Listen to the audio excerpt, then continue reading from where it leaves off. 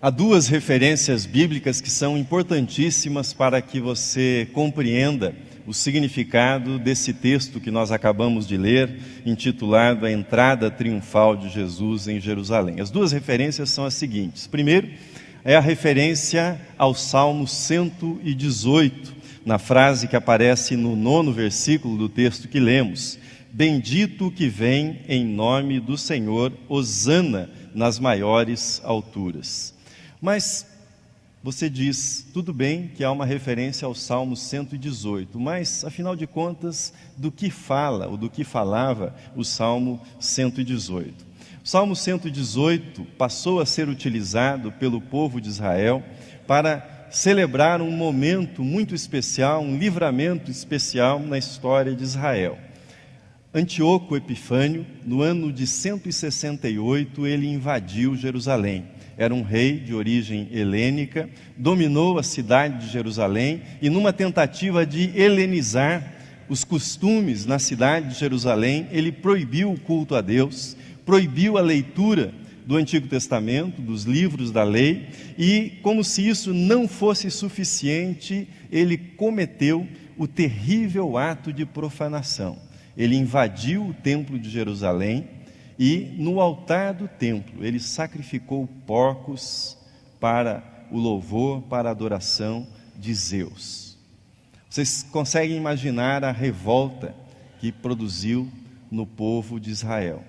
Muitos se revoltaram, se lançaram numa batalha contra os exércitos de Antíoco Epifânio, em especial um sacerdote macabeu chamado Matatias, rebelou-se contra Antíoco e acabou fugindo ele e a sua família para as montanhas. A eles juntaram-se outros rebeldes e 3 anos depois, não Matatias, mas o seu filho, Judas o Macabeu, entrava em Jerusalém, derrotava os exércitos de Antíoco Epifânio, livrava o templo daquela abominação, purificava e reconsagrava o templo em Jerusalém ao culto a Deus, isso no ano de 164 a.C. O Salmo 118 passou a ser utilizado para celebrar essa vitória, para celebrar esse momento glorioso no qual Deus se manifestou, fazendo com que aquele pequeno exército de rebeldes conseguisse vencer o exército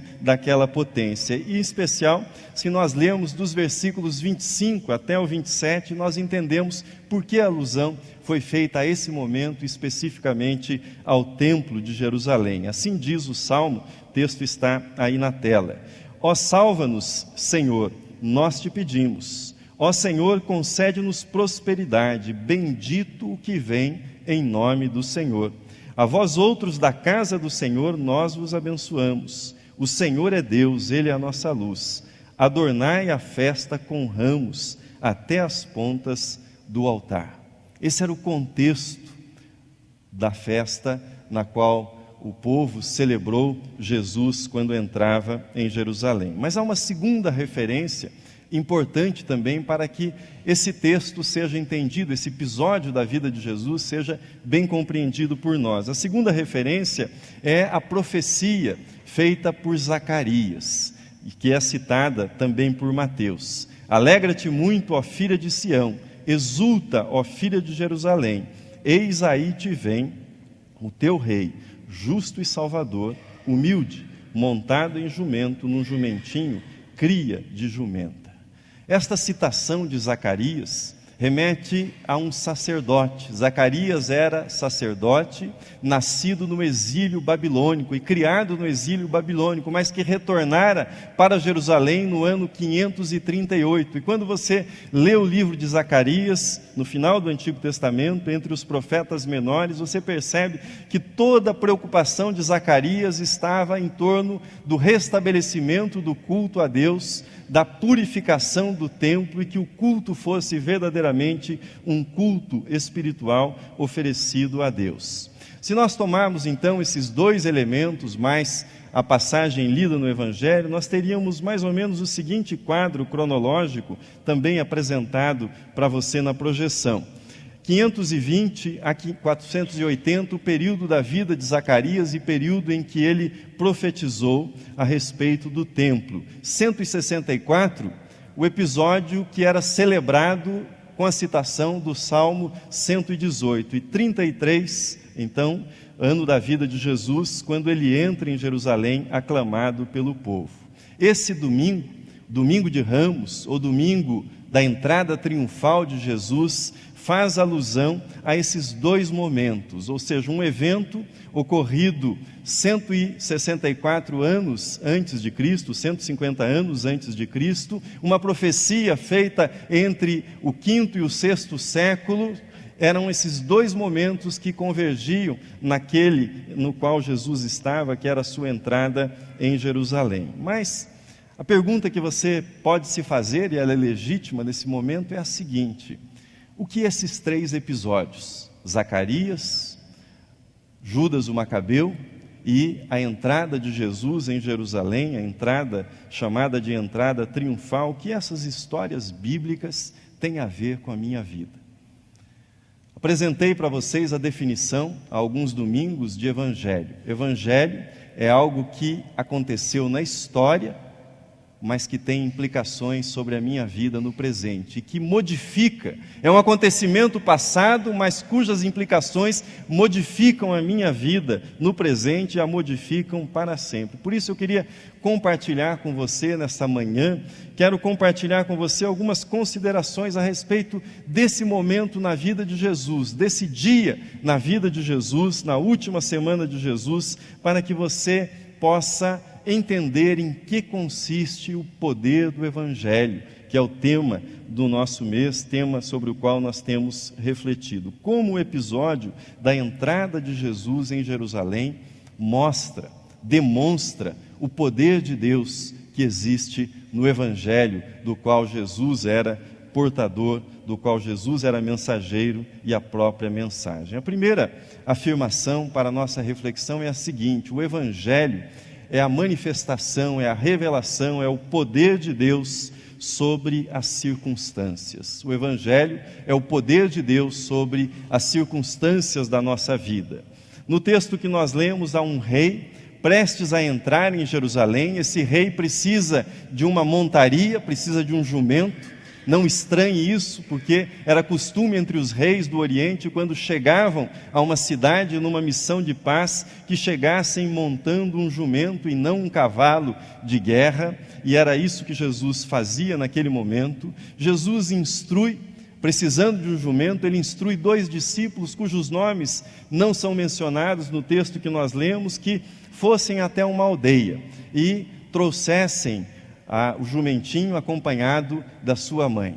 Se alguém dissesse alguma coisa, afinal de contas, o que é que vocês estão fazendo? Que eles dissessem apenas: o Senhor precisa deles. E a pessoa concordaria. E assim eles fizeram. De fato, houve a intervenção, houve a resposta: o Senhor precisa deles. E eles voltaram com a jumenta e o seu jumentinho. Colocaram as vestes, as pessoas que ali estavam, sobre os animais, e Jesus montou o jumentinho e caminhou em direção a Jerusalém.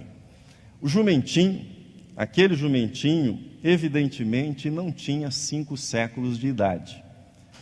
Não era tão antigo como a profecia, mas de algum modo nós podemos dizer que aquele jumentinho havia sido separado há 5 séculos para aquele momento específico do ministério e da obra de Jesus. O povo entoava o seu hosana, salva-nos, ó Senhor, lançavam as suas vestes pelo caminho, colhiam ramos de palmeira e também colocavam esses ramos das palmeiras pelo caminho.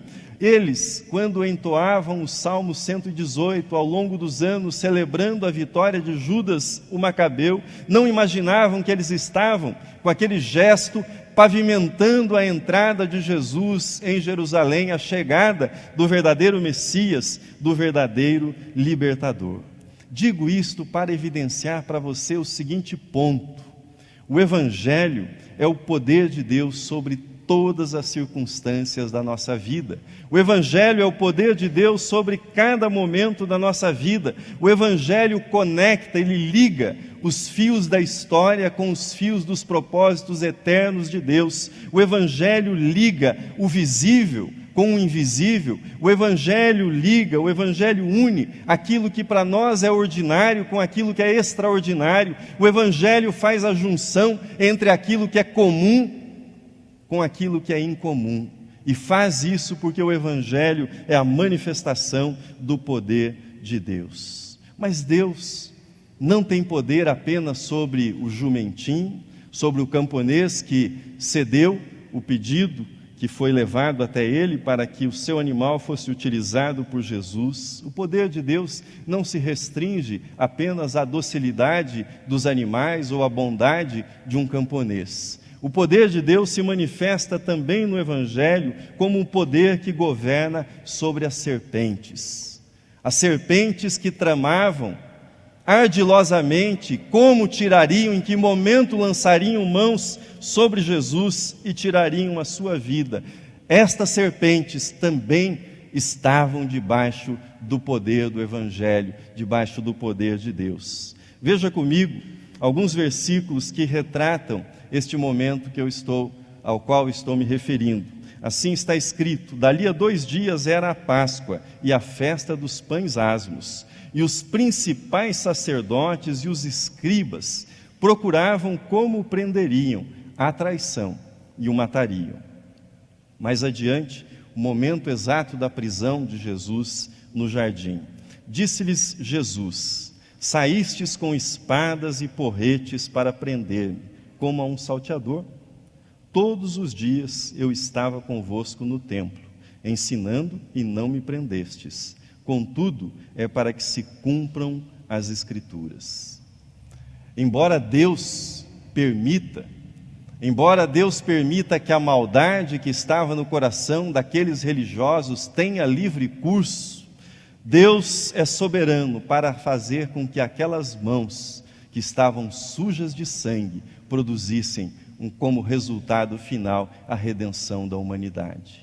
Deus governa sobre todas as circunstâncias e o Evangelho é o testemunho mais eloquente do poder de Deus, da presença de Deus em cada momento, em cada detalhe, em cada circunstância, seja ela alegre ou triste, seja uma circunstância de revelação da maldade ou de revelação da bondade. Deus fará com que todas as coisas venham a convergir para a realização dos seus propósitos eternos. O Evangelho é o poder de Deus sobre cada circunstância, cada momento da sua vida também. Em segundo lugar, o Evangelho é o poder de Deus na forma, na manifestação de um antipoder. O Evangelho manifesta-se como antipoder. Desejo, mais do que embaralhar os conceitos ou jogar com palavras, eu gostaria de mostrar para você a natureza do Evangelho. Qual é a dinâmica do Evangelho? Como o Evangelho opera? Como o Evangelho funciona quando ele se manifesta como o poder de Deus na história?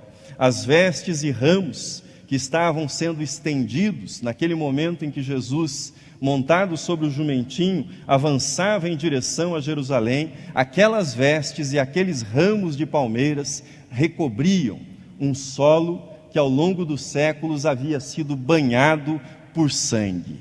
Alguns fatos que testificam nesta direção. Naquele chão havia pisado Nabucodonosor, que 5 séculos antes havia invadido Jerusalém e havia realizado um banho de sangue em Jerusalém. Naquele chão pelo qual Jesus passava, havia passado o conquistador helênico, Antíoco Epifânio, ao qual me referi ainda há pouco, sem contar as centenas de rebeliões e guerras fratricidas que haviam banhado de sangue o solo de Jerusalém. Por isso, à luz disso, nós entendemos, quando Jesus já se aproxima da cidade, o seu gesto de lamento frente a Jerusalém. Veja comigo o texto na tela, na versão da Bíblia Viva. Assim está escrito: mas quando chegaram mais perto de Jerusalém, e ele viu a cidade lá adiante, começou a chorar sobre ela, e disse: se você compreendesse que a paz eterna esteve ao seu alcance, ó Jerusalém, mas essas coisas agora estão ocultas aos seus olhos.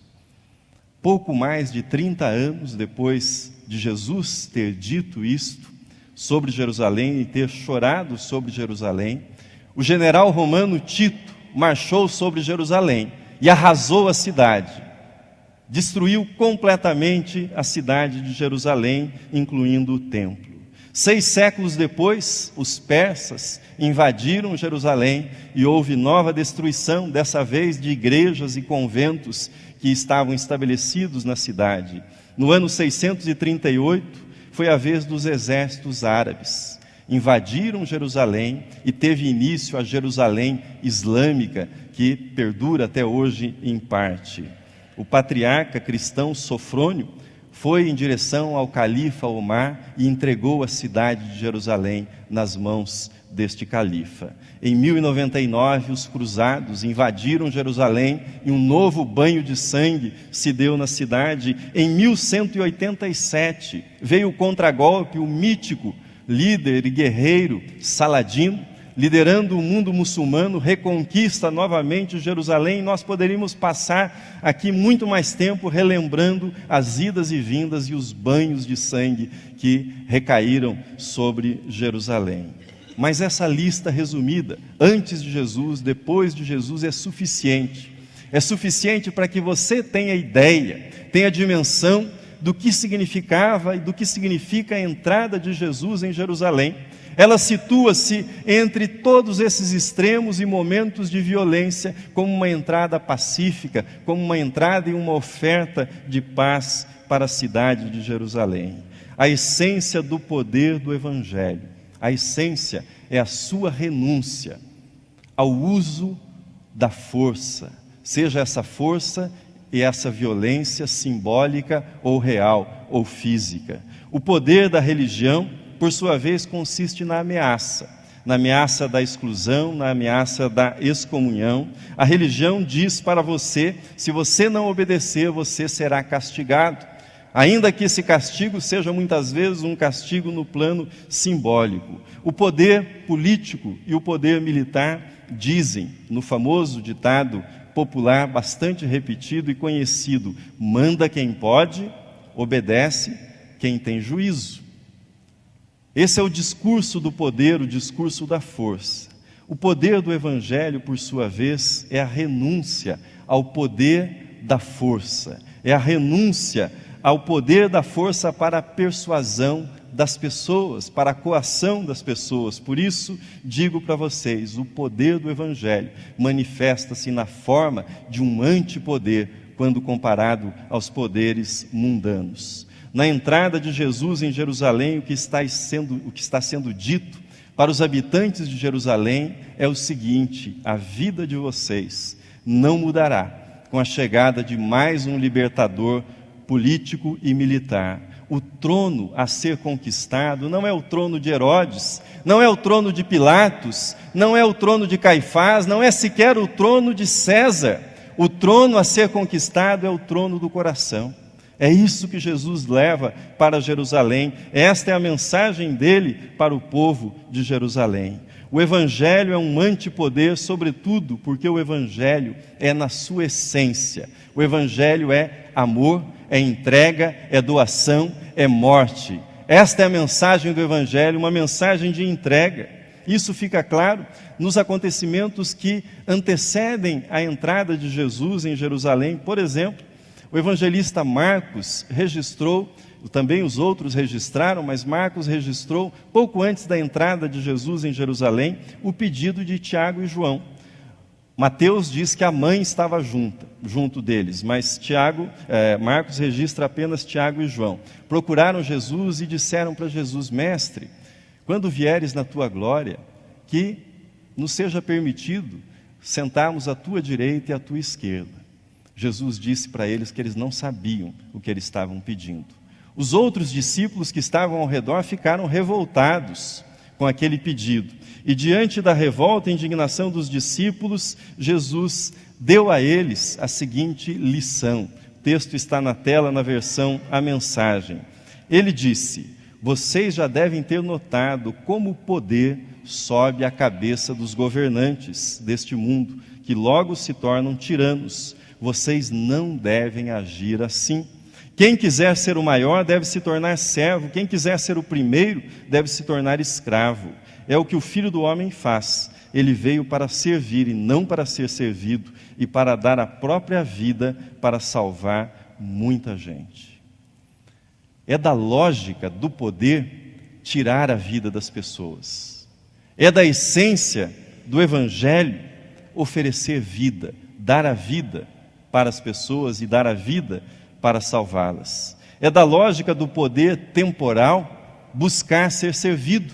É da essência do Evangelho de Cristo Jesus servir-se, colocar-se à disposição do outro. É da essência do Evangelho servir aos outros, enquanto é da lógica do poder querer mais poder.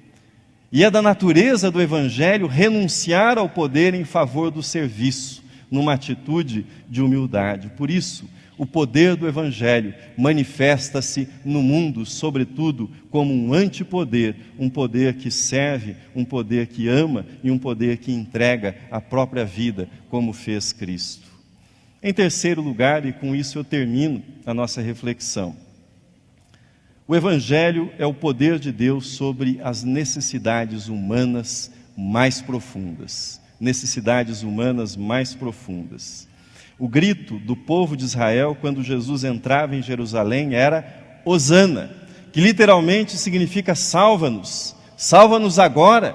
Esse era o grito, o brado do povo de Israel. Quero recordar com vocês o que disse no início. O Salmo 118, do qual esse grito é extraído, era utilizado na celebração da reconquista de Jerusalém pelos macabeus e, sobretudo, pela purificação do templo daquela abominação terrível de Antíoco Epifânio. Jesus, logo após entrar em Jerusalém, ele se dirige até o templo, observa o templo e no dia seguinte ele volta para purificar o templo. E nesta purificação do templo, Jesus diz: a minha casa será chamada casa de oração para todos os povos. E dirigindo-se aos sacerdotes, fariseus e demais pessoas que ali estavam, ele diz: mas vocês a transformaram num covil de ladrões, num covil de salteadores. Jesus denuncia a mercantilização, a exploração religiosa. As pessoas que vinham ao templo vinham para adorar e encontravam ali um verdadeiro comércio instalado, um comércio da fé. Mas a pergunta que eu faço para você é a seguinte: quem havia profanado o templo? Quem havia profanado o templo? Não eram os estrangeiros. Não era mais um imperador helênico ou um imperador romano. Quem havia profanado o templo eram os israelitas. Eram eles que estavam profanando o templo e fazendo comércio dentro do templo em Jerusalém. Isso nos remete àquilo que é a essência do Evangelho. A salvação trazida pelo Evangelho é o estabelecimento de um novo relacionamento com Deus. Esta é a nossa necessidade mais profunda.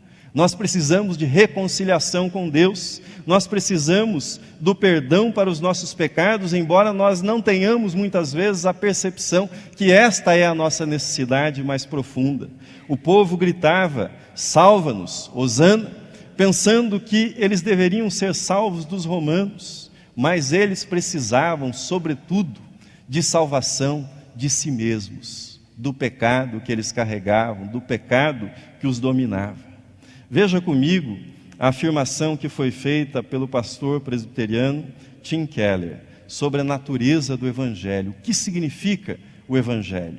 Ao eliminar a causa principal de todos os nossos afastamentos, nossa separação em relação a Deus, o Evangelho também cuida dos afastamentos que resultaram dessa separação. O Evangelho trata da nossa maior necessidade, traz mudança e transformação a cada aspecto da nossa vida.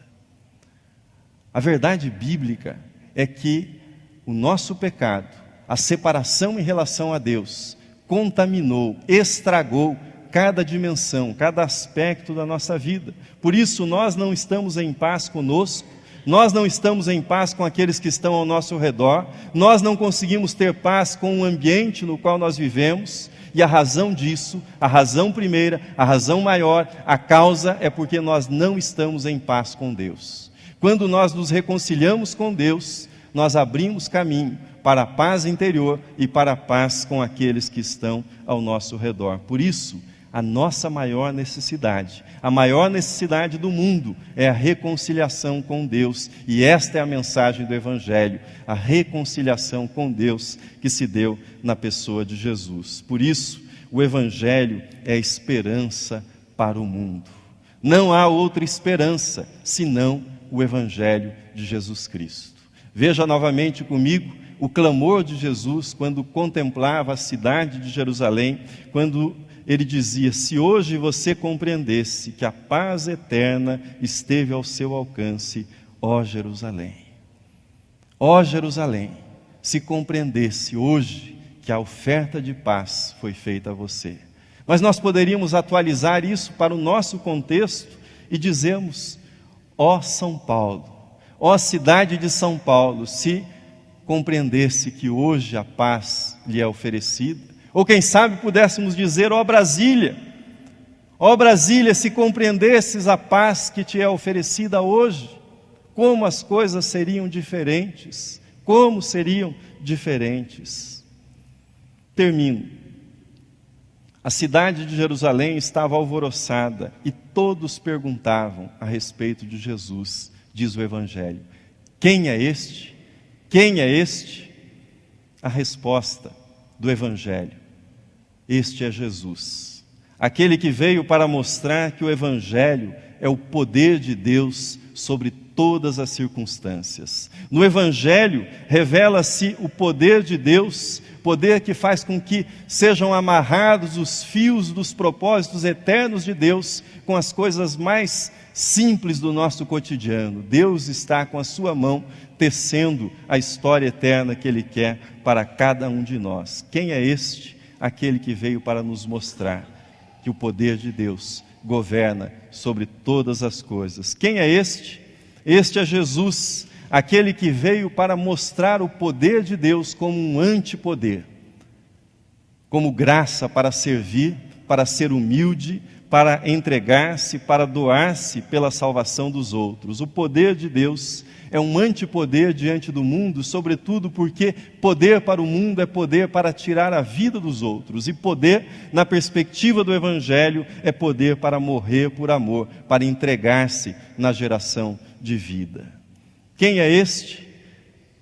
O povo responde: este é Jesus, o profeta de Nazaré da Galileia, aquele que começou o seu ministério pregando lá na Galileia: arrependei-vos e crede no Evangelho. Arrependei-vos e crede no Evangelho. Este é Jesus, o único que foi capaz de entender a nossa necessidade mais profunda, a nossa necessidade de salvação, o único que foi capaz de interpretar corretamente o grito que o povo fazia naquele dia: salva-nos, salva-nos agora. Mas ele não veio para salvar os israelitas dos persas, ou salvá-los dos romanos. Ele veio para salvá-los de si mesmos, para salvá-los daquilo que o pecado fazia com cada um deles. E ele não veio para salvar-nos da crise econômica, da crise política, da crise ambiental ou de qualquer outra crise. Ele veio para salvar-nos dos nossos pecados, para salvar-nos daquilo que nós fazemos conosco quando nós nos submetemos aos nossos pecados. Quem é este para você? Quem é este para você? Ele é aquele que perdoou os seus pecados? Ele é aquele que você sabe que controla cada uma das circunstâncias da sua vida? Ele é o seu Salvador? Quem é este? Que Jesus seja o seu Salvador, que Ele seja o seu Rei, o Rei eterno, aquele que domina sobre cada aspecto da sua vida. Amém.